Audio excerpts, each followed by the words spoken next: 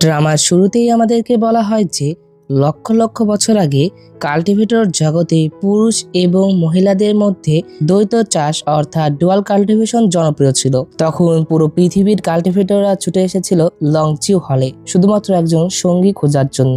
এই কথা বলার পরে আমাদেরকে একটি মেয়েকে দেখানো হয়। একটি ছেলে মেয়েটিকে খারাপভাবে টাচ করছিল। এক পর্যায়ে ছেলেটি সেই মেয়েটিকে নিচে ফেলে দেয় এবং তার সাথে খারাপ কাজ করতে যাচ্ছিল। আর এখানেই এই সিনটি কাট হয়ে যায়। এরপরে আমাদের এই ঘটনা 3 দিন পেছনে নিয়ে যাওয়া হয়। তো 3 দিন আগে আমরা সেই মেয়েটিকে আবারও দেখতে পাই। মেয়েটি একটি জায়গায় অজ্ঞান অবস্থায় পড়েছিল, কিন্তু তখন সেখানে আমরা একটি ছেলেকে দেখতে পাই যে কিনা তার যত্ন করছিল, কিন্তু সে মেয়েটিকে বেঁধে রেখেছিল। তো এই মেয়েটির নাম ছিল ইয়ান। ইয়ান আমাদের ড্রামার প্রধান ফিমেল ক্যারেক্টার। আর এখন যে ছেলেটিকে দেখতে পাচ্ছ তার নাম হলো চেন। চেন আমাদের ড্রামার প্রধান মেল ক্যারেক্টার। তো তখন হঠাৎ করে ইয়ানের জ্ঞান ফেরে। ইয়ান তার সামনে যখন চেনকে দেখতে পায় তখন সে চিৎকার করে ওঠে। সে তাকে জিজ্ঞাসা করে যে তুমি কে। তখন চেন বলে যে আমার মতো এত সুদর্শন একটি ছেলেকে দেখে তোমার এইভাবে চিৎকার করার তো কোনো দরকার নেই। তো যখন ইয়ান চেনকে দেখে বুঝতে পারে যে সে মানুষ নয়, তখন ইয়ান চারপাশে দেখতে থাকে আর চেনকে জিজ্ঞাসা করে যে আসলে তুমি কে। তখন চেন বলে যে আমি হলাম প্রাচীন রাক্ষস সা। তো চেনের এই কথাতে ইয়ান তো একদমই বিশ্বাস করে না। ইয়ান বলে যে তুমি আমাকে এত বড় বোকা ভেবেছো? তুমি কি এত সহজেই বোকা বানাতে পারবে আমাকে? এই দুষ্টু প্রাচীন রাক্ষস সা তো 1000 বছর আগেই তো ডেমন গড ভ্যালিতে মারা গিয়েছে, আর আমাদের ডিভাইন মেন্ডেন লুমিং তাকে হত্যা করেছিল। আর তা বাদেও তোমাকে দেখতেও তো অনেক দুর্বল দেখাচ্ছে, তুমি কিভাবে সা হও? তো ইয়ানের এই কথা শুনে চেন অনেক রেগে যায়। চেন বলে যে তোমাকে কে বলেছে যে সে দুষ্টু ছিল? তখন ইয়ান বলে যে যদি সে খারাপ নাই হতো তাহলে আমাদের ঐশ্বরিক কুমারী লুমিং তাকে কেন হত্যা করবে? তো এই কথা শুনে চেন বলে যে অবশ্য তুমি ঠিকই বলেছ, আমি অনেকদিন ধরেই ডেমন গড ভ্যালিতে আটকা পড়েছিলাম। আর চেনের এই কথা শুনে তো আবার ইয়ান অনেক অবাক হয়ে যায়। তখন সে বলে যে কি, এটা কি ডেমন গড ভ্যালি নাকি? তখন চেন বলে যে তো তোমার কি মনে হয়, তুমি কি তোমার উঠোনে আছো? তো তখনই আমাদেরকে একটি ফ্ল্যাশব্যাক দেখানো হয়। ফ্ল্যাশব্যাকে আমাদেরকে আর্টিফ্যাক্ট কাল্টিভেশন সম্প্রদায় দেখানো হয়। তো এই সম্প্রদায়েরই শিষ্য ছিল ইয়ান। তখন সম্প্রদায়ের একজন মাস্টার ইয়ে চিক্সিউ সে ইয়ান আর ফেংশান নামের একটি মেয়েকে ডাকে। এখানে এই দুইজনের মধ্যে একটি প্রতিযোগিতা হবে, আর এই প্রতিযোগিতাতে কেউ কাউকে আঘাত করবে না, অর্থাৎ কেউ কাউকে মেরে ফেলবে না, শুধুমাত্র সেখানে তারা তাদের স্কিল দেখাবে। তো সেখানে আমরা আবার সেই সম্প্রদায়ের নেতাকে দেখতে পাই যার নাম ছিল তিয়ান। সে এই সম্প্রদায়ের নেতা।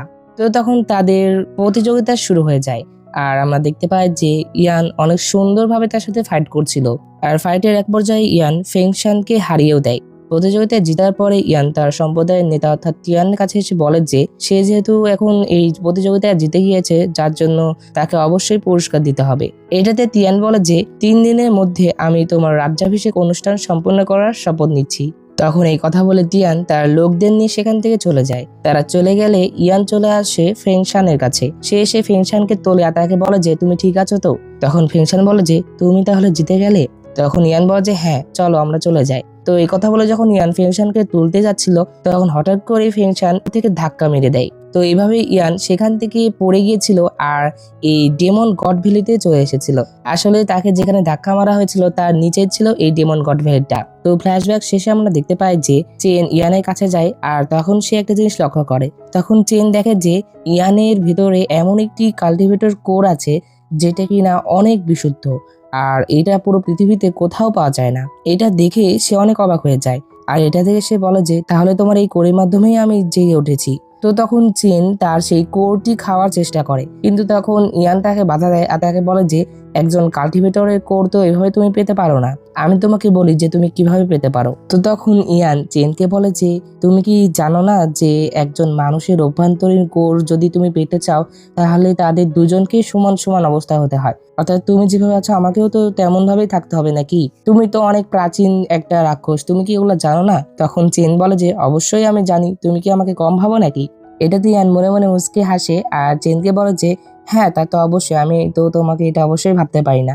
তাহলে তুমি কি আমাকে খুলে দিতে সাহায্য করতে পারো, যাতে আমি এই পদক্ষেপটি ব্যবহার করে আমার ভেতরের মূলটা তোমার কাছে স্থানান্তর করতে পারি? তো তখন চেন ইয়ানের কথা শুনে তাকে তার দড়িটি খুলে দেয়, আর দড়ি খোলার সাথে সাথেই ইয়ান চেনকেই সেই দড়ি দিয়ে বেঁধে ফেলে। আসলে এটা ইয়ানের একটা প্ল্যান ছিল চেনকে ধরার জন্য, আর চেন এত পরিমাণে সহজ সরল যে সে তার এত সহজ একটা প্ল্যানও বুঝতে পারেনি।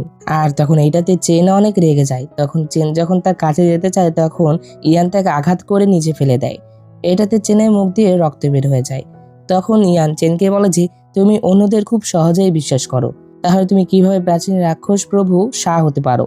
আর তোমার সাথে ফাজলামো করার সময় আমার নেই। এই কথা বলে ইয়ান চলে যাচ্ছিল, কিন্তু সে চলে যাওয়ার সময় খেয়াল করে যে তার হাতে যে আঘাতটি লেগেছিল, অর্থাৎ উপর থেকে পড়ার সময় যে আঘাতটি লেগেছিল, সেটা আস্তে আস্তে সেরে যাচ্ছিল। আসলে চেন তাকে ওষুধ লাগানোর চেষ্টা করছিল। এটা থেকে ইয়ানের কিছুটা মন গলে যায়।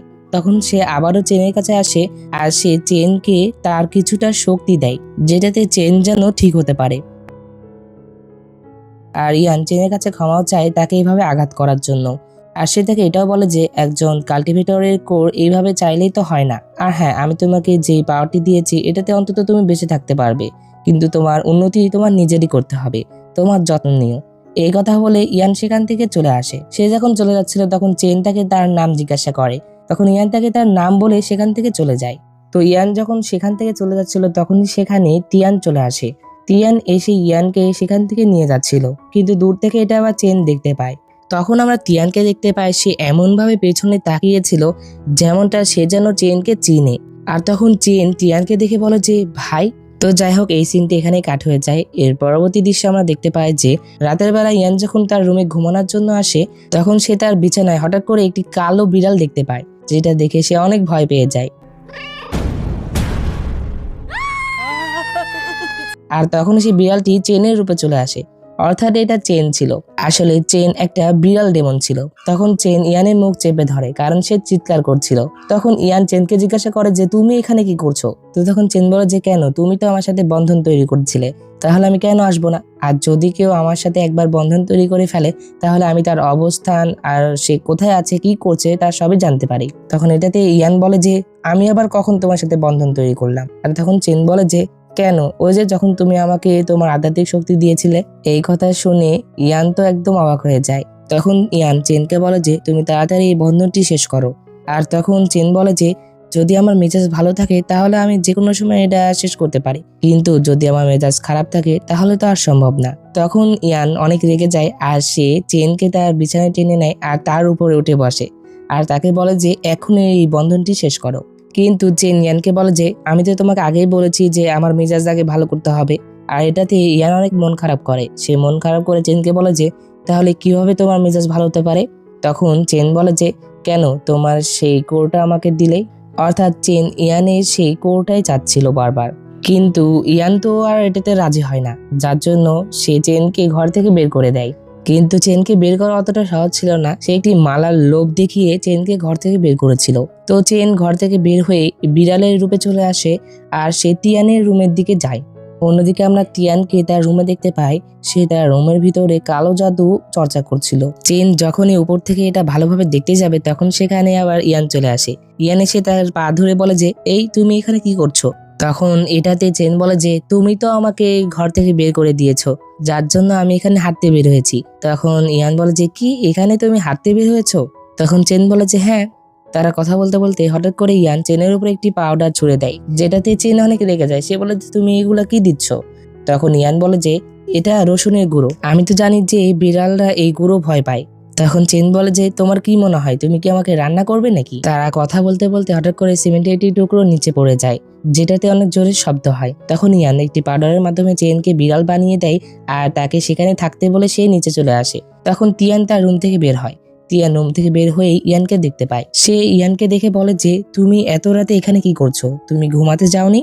তখন ইয়ান বলে যে আসলে সেটাই তো, আমি এখানে কি করছি। আচ্ছাতে তুমি এত রাতে ঘুমাওনি কেন এখন পর্যন্ত? তখন এটাতে তিয়ান বলে যে আমি খুব শীঘ্রই ঘুমাতে যাব। তখন ইয়ান বলে যে হ্যাঁ, এখন রাতের আর্দ্রতা অনেক বেশি তো, আমিও ঘুমাতে যাই, থাকো। তো এইভাবে ইয়ান কোনোভাবে তিয়ানকে কাটিয়ে সেখান থেকে চলে আসে।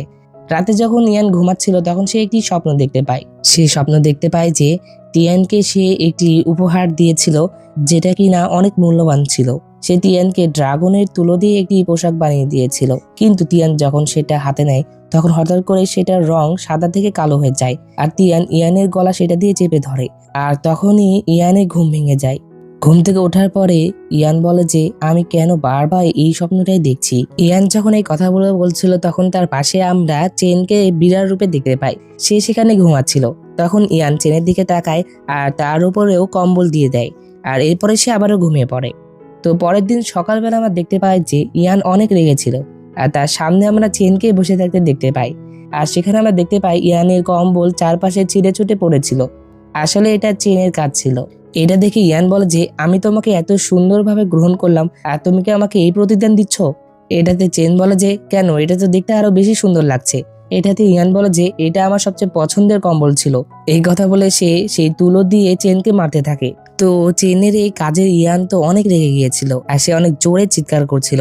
তো তখন সেখানে আবার তিয়ান আর তার লোকজন চলে আসে।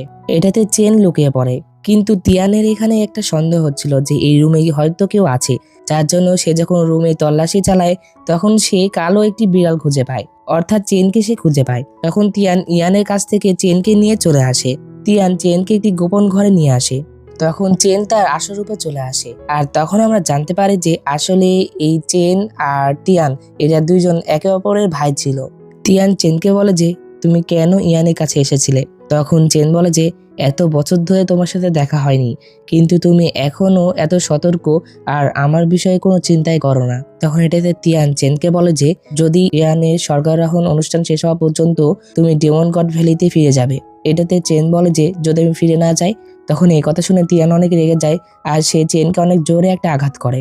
আর এখানেই এই পার্টটি শেষ হয়ে যায়। তো বন্ধুরা, ড্রামাটি তোমাদের কাছে কেমন লেগেছে অবশ্যই কমেন্ট করে জানিয়ে দিও। আর ভিডিওটি যদি ভালো লেগে থাকে তাহলে অবশ্যই একটা লাইক করে দাও। আর আমার চ্যানেলে নতুন হয়ে থাকলে চ্যানেলটি সাবস্ক্রাইব করে পাশে থাকা বেল বাটনটি অলে ক্লিক করে দাও, যাতে পরবর্তী ভিডিও নোটিফিকেশন সবার আগে তোমার কাছে পৌঁছে যায়। তো দেখা হচ্ছে পরবর্তী এক্সপেরিয়েন্স। সে পর্যন্ত আল্লাহ তাআলা তোমাদের ভালো রাখুক, সুস্থ রাখুক এই কামনা করে আজকের ভিডিও এখানে শেষ করছি। আল্লাহ হাফেজ।